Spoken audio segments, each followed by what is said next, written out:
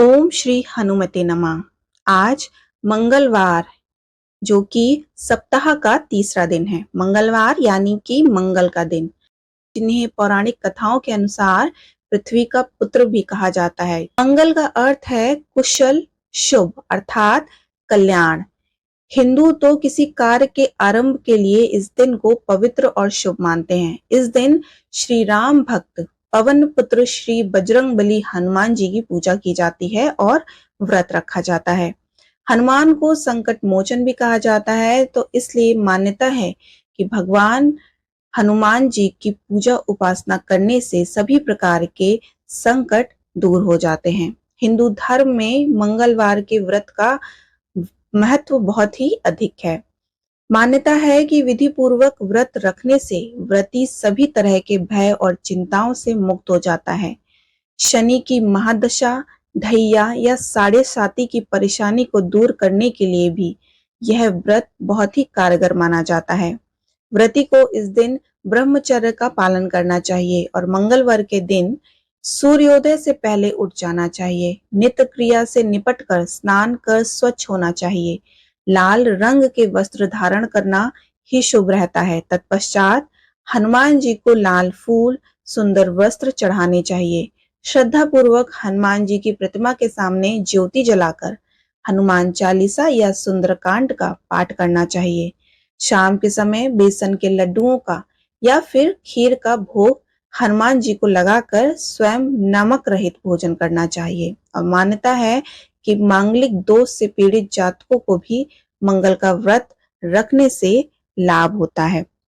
मंगलवार मंगल के देवता जब प्रसन्न हो जाते हैं तो अपार धन संपत्ति, राज, सुख, भोग, आरोग्य, ऐश्वर्य, सौभाग्य, संतान आदि प्राप्त कराते हैं। विवाद में शत्रुओं पर विजय, युद्ध में विजय, उच्च पद की प्राप्ति सभी मंगल की कृपा का फल होता है। भाग्यवश अगर मंगल देव की कृपा ना रहे तो मंगल की क्रूर दशा चले तो देव सुख, वैभव, भोग, संतान तथा धन को नष्ट कर देता है। सुख, ऐश्वर्य की प्राप्ति और कष्ट के निवारण हेतु मंगलवार का व्रत करना चाहिए। स्वभाव में क्रूरता, रक्त विकार, संतान की चिंता, संतान को कष्ट, कर्जे का चुकना, धन की प्राप्ति न होना आदि के निवारण हेतु मंगलवार का व्रत परम श्रेष्ठ है।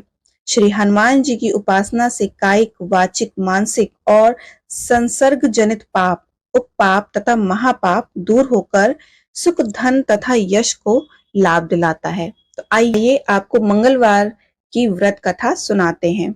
जो पुरुष जो मंगलवार का व्रत कर रहे हैं उनको मंगलवार की व्रत कथा पढ़नी या फिर सुननी चाहिए। यह कथा सर्व कल्याण को देने वाली होती है। मंगलवार की व्रत कथा। व्यास जी बोले, एक समय नैमिषारण्य तीर्थ में 88,000 मुनि एकत्र होकर पुराणों के ज्ञाता श्री सूत जी से पूछने लगे। शौनक आदि ऋषि बोले कि हे महामुनि, आपने अनेक पुराणों की कथा सुनाई है। आप कृपा करके ऐसा व्रत और कथा बतावें जिसके करने से संतान की प्राप्ति हो तथा मनुष्यों को रोग, शोक, अग्नि, सर्प आदि का भय ना हो, क्योंकि कलयुग में जीवों की आयु कम है। फिर इस पर भी इन्हें रोग आदि घेरे रहेंगे तो श्री हरि का ध्यान कैसे कर सकते हैं। श्री सूत जी बोले कि हे मुनियों, तुमने बहुत ही सुंदर कथा पूछी है। श्री भगवान कृष्ण और युधिष्ठिर का संवाद तुम्हारे सामने कहता हूँ, ध्यान पूर्वक सुनो। एक समय पांडवों की सभा में श्री कृष्ण जी बैठे थे। युधिष्ठिर ने भगवान श्री कृष्ण से प्रश्न किया कि हे भगवान नंदन, हे गोविंद, आपने मेरे लिए अनेक कथाएं सुनाई हैं। कृपा करके कोई ऐसी व्रत या कथा बतावें जिसको करने से मनुष्यों को पुत्र की प्राप्ति हो। प्रभु, बिना पुत्र जीवन व्यर्थ है और बिना पुत्र नरगामी होता है तथा पितृ ऋण से छुटकारा नहीं मिल सकता और ना ही पुन्ना नामक नरक के उद्धार हो सकता है। अतः आप पुत्रदायक व्रत बतावें। श्री कृष्ण भगवान बोले कि हे राजन, मैं एक प्राचीन इतिहास सुनाता हूँ, ध्यान देकर सुनो। कुंडनपुर नामक एक नगर था। उसमें नंदा नामक एक ब्राह्मण रहता था। भगवान की कृपा से सब कुछ था, फिर भी वह दुखी था। इसका एकमात्र कारण था कि ब्राह्मण की स्त्री सुनंदा के कोई संतान नहीं थी। ब्राह्मण की स्त्री सुनंदा पतिव्रता थी, भक्तिपूर्वक हनुमान जी की आराधना करती थी। मंगलवार के दिन व्रत के अंत में भोजन बनाकर हनुमान जी का भोग लगाने के बाद स्वयं भोजन करती थी। एक दिन मंगलवार के दिन ब्राह्मणी कार की अधिकता से हनुमान जी का भोग न लगा सकी, तो ब्राह्मणी को बहुत दुख हुआ। उसने कुछ भी नहीं खाया पिया और अपने मन में प्रण करके सो गई कि अब तो अगले मंगल को ही महावीर जी का भोग लगाकर अन्न जल ग्रहण करूंगी। ब्राह्मणी रोजाना भोजन बनाती थी, परंतु स्वयं भोजन नहीं करती थी और मन ही मन से श्री हनुमान जी की आराधना करती रहती थी। इसी प्रकार 6 दिन व्यतीत हो गए। ब्राह्मणी सुनंदा अपने निश्चय के अनुसार भूखी प्यासी रही। मंगलवार को सुनंदा प्रातः काल ही मूर्छित होकर गिर पड़ी। उसी की भक्ति से प्रभाव से हनुमान जी प्रसन्न हो गए और प्रकट होकर बोले, मैं तेरी भक्ति से प्रसन्न हूँ, तू वर मांग। सुनंदा बोली कि प्रभु, मेरे कोई संतान नहीं है, कृपा करके पुत्र व कन्या प्रदान करें, आपकी अति कृपा होगी। श्री महावीर जी बोले, तेरी इच्छा पूर्ण होगी, तेरे एक कन्या पैदा होगी और उसके अष्टांग रोज सोना दिया करेंगे। इस प्रकार से कहकर महावीर श्री अंतर्ध्यान हो गए। ब्राह्मणी बहुत ही प्रसन्न हुई, सभी समाचार अपने पति से कहा। ब्राह्मण देव कन्या का वरदान सुनकर कुछ दुखी हुए, परंतु सोने की बात सुनी तो बहुत प्रसन्न हुए। विचार किया कि कन्या के साथ मेरी निर्धनता भी समाप्त हो जाएगी। श्री महावीर जी की कृपा से वह ब्राह्मणी गर्भवती हुई और 10वें महीने में जाकर उसे कन्या रूपी रत्न प्राप्त हुआ। वह बालिका अपने पिता के घर जिस प्रकार शुक्ल पक्ष के चंद्रमा का बढ़ता है, ठीक उसी प्रकार वह अपने पिता के घर में नित्य बढ़ने लगी। 10वें दिन ब्राह्मण ने इस बालिका का नामकरण संस्कार कराया, तो इसके कुल पुरोहित ने इस बालिका का नाम रत्नबाला रखा, क्योंकि यह कन्या सोना दिया करती थी। इस कन्या ने पूर्व जन्म में बड़े ही विधि विधान पूर्वक मंगल देव का व्रत किया था। रत्नबाला का अष्टांग बहुत सा सोना देता था। इस सोने से वह ब्राह्मण बहुत ही धनवान हो गया, जिससे उस नंदा ब्राह्मण को बहुत ही मत तथा अभिमान हो गया।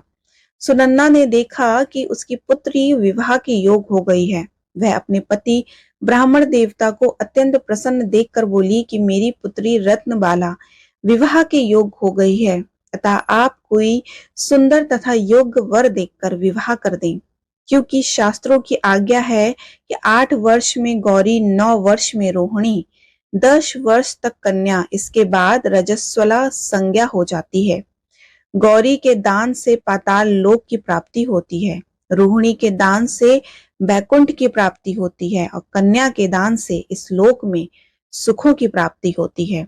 अगर हे पतिदेव रजस्वला का दान किया जाता है तो रौरव नरक की प्राप्ति होती है। ब्राह्मण बोला, अभी तो रत्नावली 10 ही वर्ष की है और देख मैंने तो 16-16 साल की कन्याओं के विवाह कराए हैं, अभी जल्दी ही क्या है। ब्राह्मणी बोली, आपको तो लोभ अधिक हो गया है। अगर 11वें वर्ष में विवाह नहीं होता तो उसके मासिक धर्म का रक्त पिता और भ्राता को पान करना पड़ता है। शास्त्र में कहा भी है कि माता पिता बड़ा भाई रजस्वला कन्या को देखते हैं तो वो अवश्य ही नरकगामी होते हैं। ब्राह्मण बोला, अच्छा कल मैं अवश्य ही लड़का देखने के लिए जाऊंगा और दूत को भेजूंगा। दूसरे दिन ब्राह्मण ने अपने दूत को बुलाया और आज्ञा दी कि जैसे मेरी सुंदर कन्या है वैसा ही सुंदर वर तलाश कर लाओ। दूत ने अपने स्वामी की आज्ञा पाकर बंबई नगर में एक सुंदर ब्राह्मण के बालक को देखा। बालक को देखने में सुंदर था तथा ब्राह्मणों के सभी गुण उस बालक में मौजूद थे। इस बालक का नाम सोमेश्वर था। दूत ने आकर स्वामी नंदा के लिए बालक को बतलाया। ब्राह्मण ने सोमेश्वर को देखकर विधि पूर्वक विवाह कर दिया तथा कन्यादान में काफी धन दिया। ब्राह्मण ने विधि पूर्वक कन्यादान करके अपने आप को बहुत भाग्यशाली माना। नंदा का महालोभ भी गया। उसने विचार किया कि अब कन्या तो चली जाएगी, मेरे लिए सोना जो इस कन्या से मिलता था अब वह नहीं मिलेगा। मेरे पास जो धन था इसकी शादी में खर्च हो गया। और जो कुछ भी है वह कुछ समय में नष्ट हो जाएगा। इससे इस कन्या का विवाह करके मैं बहुत गलती की है। अब मुझे वही उपाय करना चाहिए जिससे यह कन्या मेरे घर में बनी रहे, अपनी ससुराल ना जावे। ब्राह्मण इसी पर विचार करते करते रात्रि भर सोया नहीं। उसने विचार किया, जब कन्या को लेकर सोमेश्वर अपने घर के लिए जावेगा तो वह छिप कर मार्ग में ही उसका वध कर देगा और अपनी कन्या रत्नबाला को अपने घर ले आवेगा, जिससे उसके लिए नियमित रूप से सोना मिलता रहेगा और समाज का कोई मनुष्य उसे दोष भी नहीं देगा। प्रातः काल हुआ। नंदा और सुनंदा ने जमाई तथा लड़की को खूब धन देकर विदा किया। सोमेश्वर अपनी पत्नी रत्नबाला को ससुराल से अपने घर लेकर चल दिया। ब्राह्मण नंदा महालोभ के वशीभूत होकर मार्ग में छुपा हुआ था कि जमाई को मारकर रत्नबाला को फिर अपने घर ले जावे, जिससे उसे अष्टांग सोना मिलता रहे, वह कभी निर्धन ना हो जावे। नंदा ने अवसर पाकर सोमेश्वर का वध कर दिया और अपनी लड़की रत्नबाला के पास जाके बोला कि हे पुत्री, मार्ग में लुटेरों ने तेरे पति का वध कर दिया है। अब तू घर चल, वहां पर ही रहकर अपना शेष जीवन व्यतीत करना। भगवान की इच्छा के आगे किसी और का वश नहीं चलता। उसे जो अच्छा लगता है वही करता है। और बेटी, जो भाग में लिखा है वही होगा। इसमें किसी का कोई वश नहीं है। अपने पिता के द्वारा अपने पति की मृत्यु का समाचार सुनकर रत्नबाला बहुत दुखी हुई और अनेकों प्रकार के रुदन करने लगी और अपने पिता से बोली कि हे पिताजी, इस संसार में जिस स्त्री का पति नहीं है उस स्त्री का जीना व्यर्थ है। मैं अपने पति के साथ ही अपने शरीर को जला दूंगी और सती होकर अपने इस जन्म को अपने माता पिता के नाम तथा सास ससुर के यश को सार्थक करूंगी। मैं अब लौटकर घर नहीं जाऊंगी। अपनी कन्या रत्नबाला के वाक्यों को सुनकर ब्राह्मण बहुत दुखी हुआ। विचार करने लगा कि मैंने व्यर्थ इसका वध किया, क्योंकि रत्नबाला इसके पीछे अपने प्राण तक त्याग देने को तैयार है।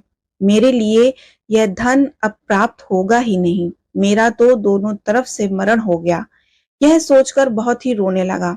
सोमेश्वर की चिता बनाई गई। सोमेश्वर की स्त्री रत्नबाला सती होने की इच्छा से अपनी के सर को अपनी गोद में रखकर चिता पर बैठ गई। जैसे ही अग्नि लगाई वैसे ही मंगलदेव प्रसन्न हो गए और बोले कि हे रत्नबाला, मैं तेरे पति भक्ति से प्रसन्न हूँ, तू वर मांग। रत्नबाला ने अपने पति देव का जीवन दान मांगा। मंगलदेव बोले, रत्नबाला, तेरा पति अजर अमर और महाविद्वान हो जाएगा और भी जो कुछ तेरी इच्छा हो वर मांग। रत्नबाला बोली कि हे ग्रहों के स्वामी, यदि आप मुझ पर प्रसन्न हैं तो मुझे यह वरदान दीजिए कि जो आपका मंगलवार के दिन प्रातःकाल लाल पुष्प लाल चंदन से पूजन कर आपका स्मरण करे, उसको रोग और व्याधि कभी ना हो, उसका स्वजनों से कभी भी वियोग ना हो और सर्प अग्नि तथा शत्रुओं का भय ना रहे। जो स्त्री मंगलवार का व्रत करे वह कभी विधवा ना हो, अनेक पुत्र और पौत्रों की प्राप्ति हो। मंगलदेव या तथा अस्तु कहकर अंतर्ध्यान हो गए। सोमेश्वर मंगलदेव की कृपा से जीवित हो गया। रत्नबाला अपने पति को प्राप्त कर बहुत ही प्रसन्न हुई और मंगलवार का व्रत प्रत्येक मंगलवार को कर व्रत राज और मंगलदेव की कृपा से इस लोक में नाना प्रकार के सुख भोग कर अंत में पति के साथ स्वर्ग लोक को गई। इसी के साथ मंगलवार व्रत कथा समाप्त होती है। अगर आप किसी इच्छा से मंगलवार का व्रत कर रहे हैं और उसकी उद्यापन विधि जानना चाहते हैं तो आप 21 दिन के बाद अथवा इच्छा पूर्ति होने पर मंगलवार के व्रत का उद्यापन कर सकते हैं। उद्यापन के अंत में 21 ब्राह्मणों को भोजन कराकर यथाशक्ति स्वर्ण का दान करें। आचार्य को यथाशक्ति दक्षिणा देकर लाल बैग का दान करें, फिर स्वयं भोजन करें। मंगल देव की पूजा करके मंगलवार व्रत की कथा सुने। मंगल देव की आरती प्रसाद भक्तों को बांटें। मंगल देवता की कथा कहकर प्रत्येक मंगलवार को यथाशक्ति 5, 11, 21, 51 या फिर 101 प्रतियां मंगलवार कथा की अपने इष्ट मित्रों को वितरित करें और उन्हें मंगलवार का व्रत करने की प्रेरणा दें। इससे भी असीम पुण्य की प्राप्ति होती है।